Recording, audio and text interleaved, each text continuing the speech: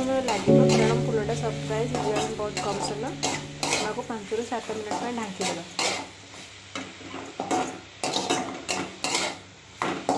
देखो मु भलसे बर्तमान गोले हलदिया लुण को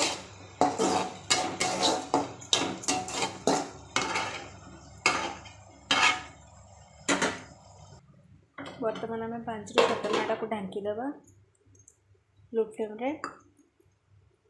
देखा कखार फुल भजा केमती कंडीशन अच्छी देखो बहुत बढ़िया कलर आसीगला आलू भी सीझी गला आम को एथर बाहर करवा।